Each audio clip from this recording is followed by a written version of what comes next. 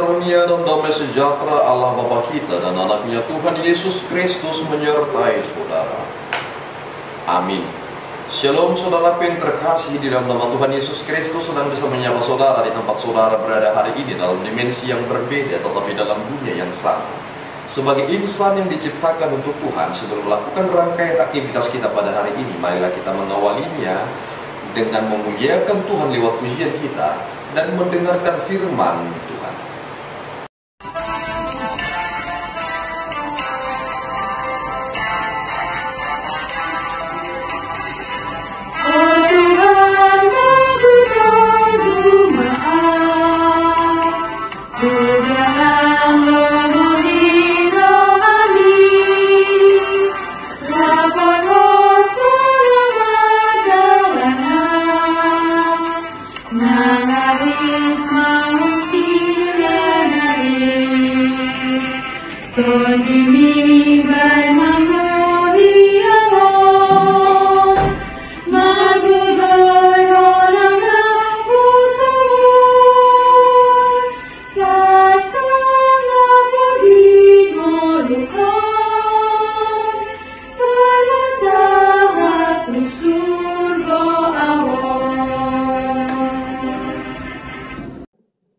Firman Tuhan untuk kita pada hari ini tertulis di dalam kitab Kisah Para Rasul pasal yang ke-26, ayatnya yang ke-22, demikian pembacaan firman Tuhan. Tetapi oleh pertolongan Allah aku dapat hidup sampai sekarang dan memberi kesaksian kepada orang-orang kecil dan orang-orang besar. Dan apa yang kuberitakan itu tidak lain daripada yang sebelumnya telah diberitahukan oleh para nabi dan juga oleh Musa. Demikian pembacaan firman Tuhan. Saudaraku yang terkasih di dalam nama Tuhan Yesus Kristus, ini adalah kisah tentang Paulus. Dalam pertobatannya, ia awalnya ingin membunuh orang-orang Kristen yang berada di Damsyik. Dan pada akhirnya dia bertemu dengan Yesus Kristus dan dia bertobat.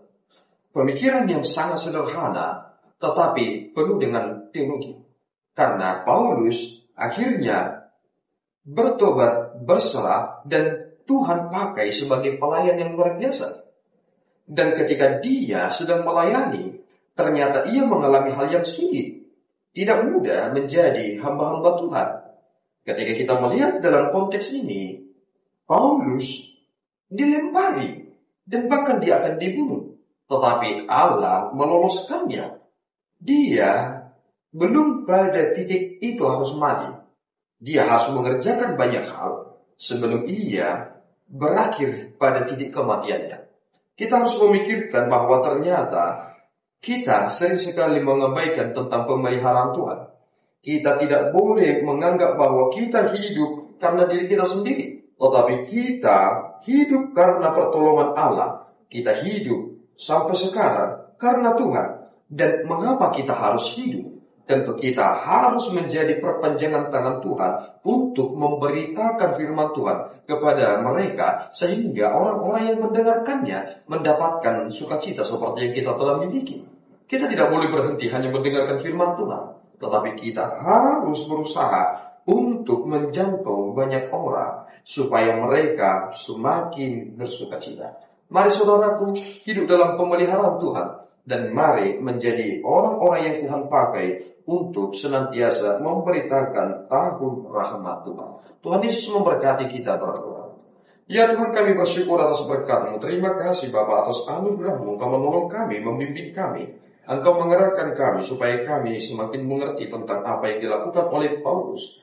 Bimbing kami Bapa, supaya kami tidak mengandalkan kekuatan kami dan pikiran kami sendiri, tetapi kami hanya mengandalkan Engkau semata. Terpuji Engkau Bapa, di dalam Yesus kami berdoa dan mengucap syukur. Anugerah Tuhan kita Yesus Kristus, kasih setia Allah Bapa kita dan persekutuan Roh Kudus menyertai saudara. Amin. Tuhan Yesus memberkati.